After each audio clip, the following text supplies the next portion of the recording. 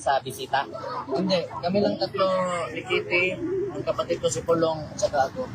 Okay. Kamusta naman po si tatay? Dahil uhaw na uhaw talaga kami sa balita kay tatay. Buhay pa naman siya. Pero hindi siya yung dapat na, yung isang tao na ganun yung kondisyon niya sa edad niya na dapat nasa isang detention center. You know what I mean? Yeah. Sa kalagayan niya, at saka kailangan natin i-mention yung kung anong contribution niya sa Pilipinas. Wag na lang yun. Yung kalagayan niya lang yung iisipin at kalusugan ng tao. He's already 80 years old, tapos ganun yung treatment ng Philippine government. The head of state is Bongbong Marcos, di ba? Ganun yung treatment niya sa tao. Another one, I do not know if this will go well with the Dutch, pero you are very sensitive when it comes to human rights. So sana naisip nila rin na they should open the debate. Yun lang naman dapat sana. Wala naman, we're not against, sino man nagpapatakbo or this place of this country is allowing it to happen, but they should open up the debate to put an 80-year-old individual na medyo may problema na sa kalusugan, may mga sakit na rin, na bakit nandyan siya? At ano ba talaga yung kasalanan niya? Because, kung ako tatanungin niyo, if it is a war against drugs, kasi yun yung dahilan ng mga who is opposing him, kaya nandito siya. Sino ba ang tinatamaan nun? If you are against drugs, di yung tinatamaan nun, yung mga nagbebenta, mga pusher, mga drug lord. So paano siya naging mali doon? Because he wants to save the victims of these people. So ano kasalanan ng tao ngayon na nandyan siya sa... Ayoko na magalit. Ano pong napag-usapan nyo? Ano pong napag-usapan nyo po ngayon sa Dalaw? Wala naman, mga... nangungumusta lang sa Davao. Sabi ko, traffic. Kasi hindi naman nagre-release talaga ng budget yung legislatura natin. Walang budget yung DOTR to go through with the Davao bus system. Mga ganun pa kayo. Trivia lang naman. Tapos, balita sa pamilya. We're talking about mga apo niya. Wala naman masyado. Wala pong current affairs kayo napag-usapan sa politika sa Pilipinas. Wala naman. Wala mang mga bagong ngayon na mga bagong tawag dyan.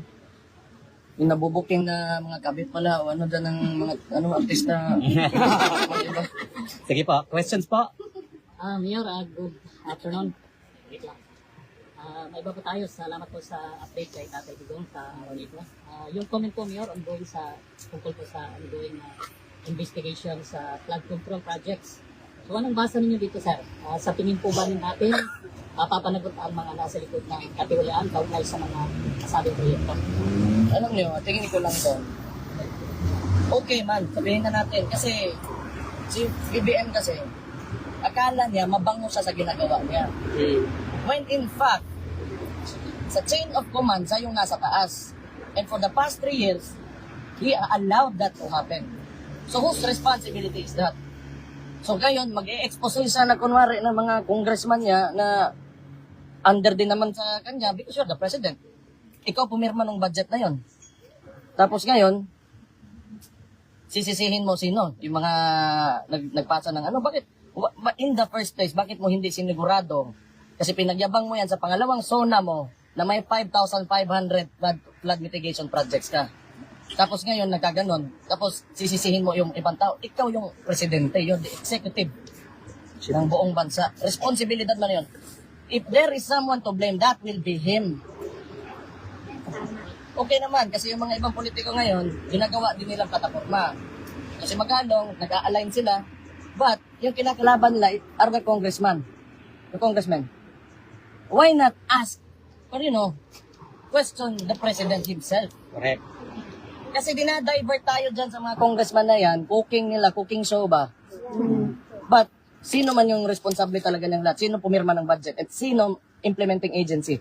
It's DPWH that is under the President. Correct. Mayor, ano masasabi niyo doon sa sinabi ni ni BBM na useless? Itong mga nakikita niya, I think, yung nakikita niya useless daw yung mga proyekto. proyekto. Kasing useless na nga. Kasing useless na. Maging useless talaga yan because wala kang directive eh. Dapat simula pa lang ng termino niya, he should have said and instructed everybody, umayos kayo. Wag niyong galawin yung pera ng taong bayan. Kasi yan, tayo lahat, magbabayad ng buwis, lalagay dyan, gagawing infrastruktura, kailangan maayos, walang masisira dyan. Ano ang unang ginawa niya? Dinismantle niya yung PACC. Yan yung watchdog ng corruption. Oh. So, who's responsible na? Siya. So, itong mga nag-iingay ngayon, that is yung sumasakay sa plataforma, kunwari ng presidente na may expose siya, you ask the president himself. He is the only one who can fix this.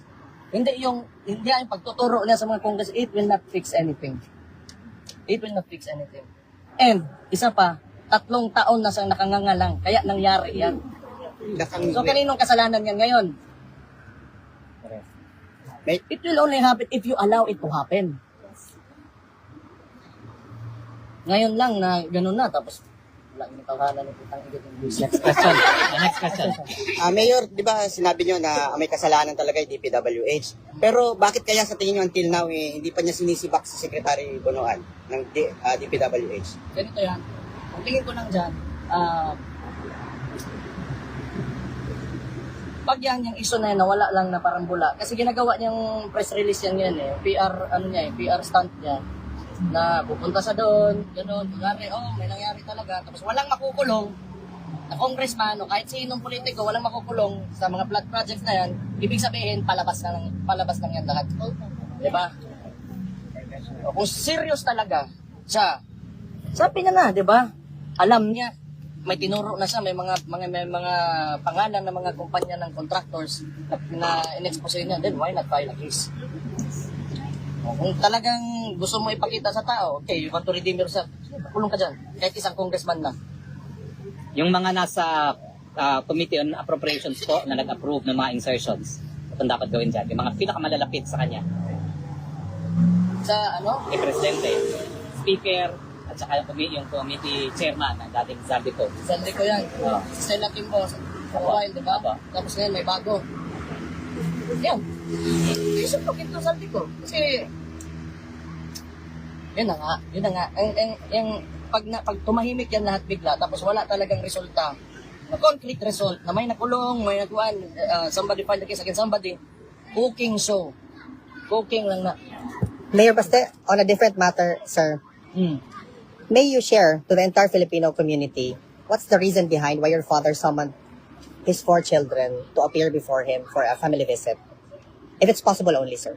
Wala naman talaga na, siguro gusto lang talaga nakita niya kaming lahat. Wala man siya sinabi specific talaga na reason. Ikaw, alam mo? Nag-text lang siya bigla ng isang, you call me. Tapos ako ang balik ko sa iyo. Gusto makita si Papa sa kulita. Out of No nowhere lang. serious reason actually. Kasi Out of nowhere lang. Gusto lang ng kami lahat. kunan nila ng strength. Thank you. Matutupad po kaya yon na makita niya kayong apat this week? Tomorrow? No. 29 na tomorrow. Dili ba? Yeah, tomorrow. Within the week. Within the week.